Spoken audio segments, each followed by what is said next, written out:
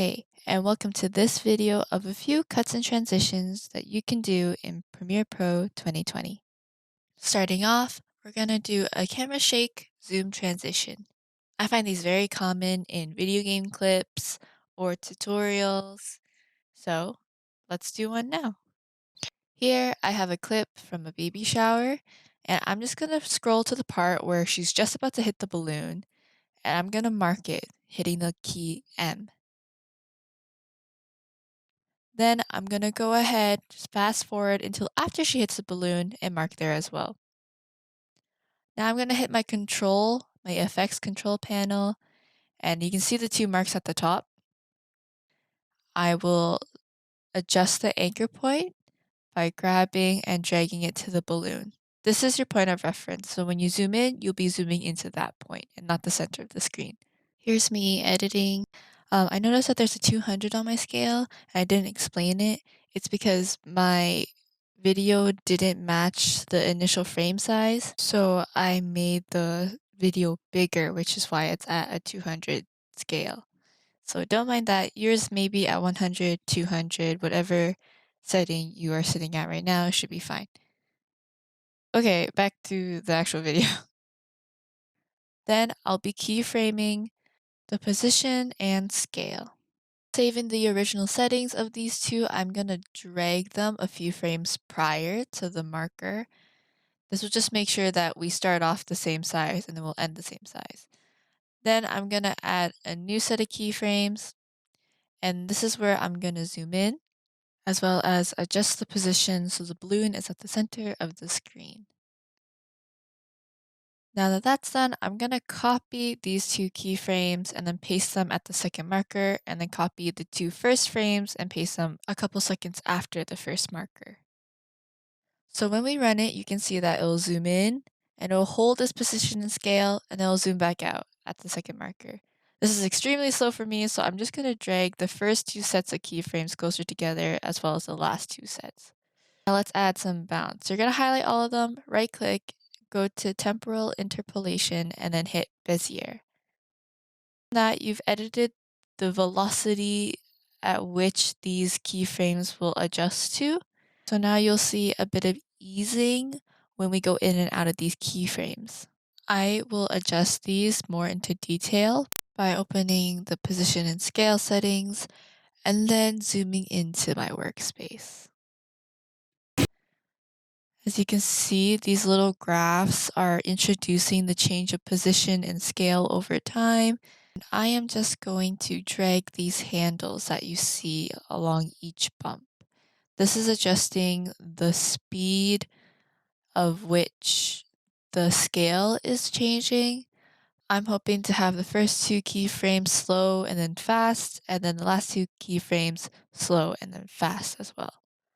Just as many other things, this is going to take a bit of practice and fiddling with, but hopefully you'll reach to a point where you'll be satisfied with how smooth and realistic this camera shaking may look like. Okay, now I've made peace with what I have. I'm now going to start fiddling with the position and scale in between the two markers. We don't have to worry about messing up the beginning and end results because we already have those keyframed. So every couple seconds or frames, I'm just going to adjust the position and scale. There's no numbers in particular. I'm just trying my best to replicate a natural shaking effect. After a trial and error, this is the result that I have. If you do many videos that contain screen capturing, I find this a really good method to introduce fun to something as simple as a zoom. Don't forget to save, and on to the next one. This next one is probably ultimate favorite, is the match cut. Match cuts are really good at introducing new scenes in a way that flows with the previous scenes. This could be done visually or even through sound. Yep. What you say, bro? And even through movement, like a turn of a head. Match cuts are so useful and can be applied in so many different ways. The best way to utilize the power of a match cut is to plan before you film. However, you can perform a match cut even after the clips are filmed. The editor just has to go through the pieces like a jigsaw puzzle. This next transition is very common in travel vlogs. It is the smooth zoom transition. Between two clips, you are speeding through one and exiting out the other. To perform this, we're going to start making an adjustment layer. So right-click in your project bin, hit New Item, and then hit Adjustment Layer. This is a non-destructive way to edit your footage. I already had an adjustment layer, so I didn't click the button, but you should. So we're going to drag 2 layers of the adjustment layer above the cut of our 2 clips. We're going to go to where the cut is. I'm going to move about 5 to 10 frames to the left.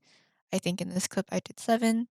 I'm going to shorten the top layer to that point. I'm going to do the same thing on the other side, going about 5 to 10 frames to the right, and then dragging the end to reach that point. I'm going to match the right side of the bottom layer to the top, and then the left side of the bottom layer to the cut. Now we're going to add some effects. Be careful, this might slow down your computer significantly. I'm going to add a replicate layer, and what this does is it copies the frame multiple times. And I'm going to change the count to 3 instead of 2. So now that we are on the adjustment layer, there's many versions of the same frame. Then we're going to add mirror effects. We're going to do this about 4 times. So the first time, I'm going to set the reflection angle to 90. Adjusting the y-axis, you're going to try to line the top of your mirror effect to the bottom of the center row. Adding this again, we're going to change the angle to -90, and we're going to adjust the position to go up so the new mirror effect's bottom edge matches the top of our original row.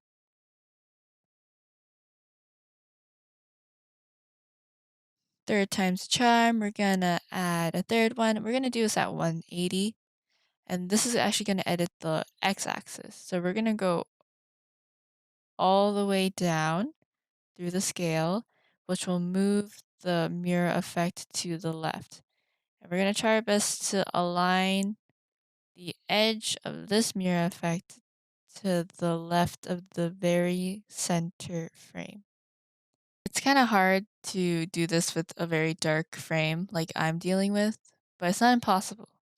So for the fourth one, we're going to set it at 0, and then instead of moving to the far left, we're going to move to the far right with the x-axis, trying to match the left edge of this new effect to the right edge of the center frame.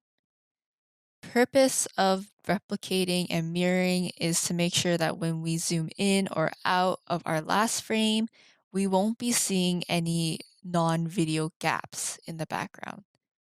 Okay, now that we've done our prep work, let's do the actual zooming.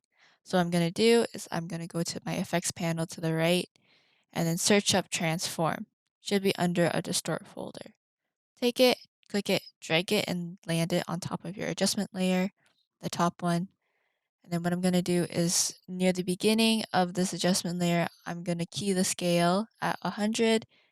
And then at the end of these adjustment layers, I'm going to set it at 300. So what we're doing is increasing the scale from 100 to 300. And then at 300, we're actually going to 1/3 of this grid of frames we've created. This effect is heavy, meaning it'll slow down your computer. So what I'm going to do is teach you how to render the specific part of the sequence. So what you're going to do is set an in and out point. An out is where you end and in is where you begin. So out is O and I is begin. I will start and end between the 2 clips. I'm going to go up to sequence, find render in and out, and just let it run. This is going to preload just this part of your whole video. You can see the yellow and red bar turning to green, and that the viewing experience isn't stuttering or lagging in a sense. Final thing left to do is to add a blur to smooth the effect when going from the first scene to the next scene.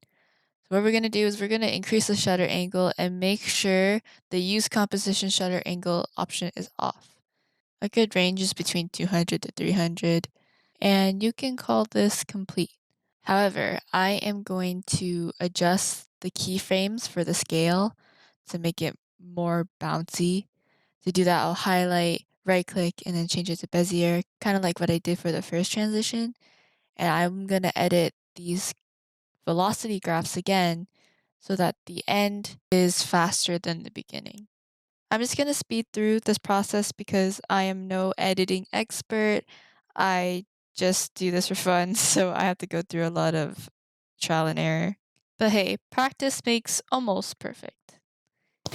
So here's the results. On to the next one. For this last transition, we're going to do an invisible cut. In particular, this is a mask edit. So what I have set up is 2 clips, the bottle clip and the beach clip, and an adjustment layer to make sure the color of the 2 clips match. Then I'm gonna hit the first video that has an object going across the screen. Make sure this object is from edge to edge of the frame. First, what we're gonna do is hit this pen tool, which will allow us to create a mask. Setting right now allows us to see everything within this mask. Make sure after you close your shape or before you close your shape to hit the inverted checkbox. So it shows us everything outside of the mask. Time to hit that stopwatch because we're going to start keyframing. Using the scroll on the mouse or the left or right key on your keyboard, we're going to be editing the mask at every frame so that the mask properly contours, in our case, the water bottle, in any case, your main point of focus. When you are done the masking process, you can just increase the mask feather or the mask expansion feature. This will start to fade and hide any remaining sharp edges or background from your original clip.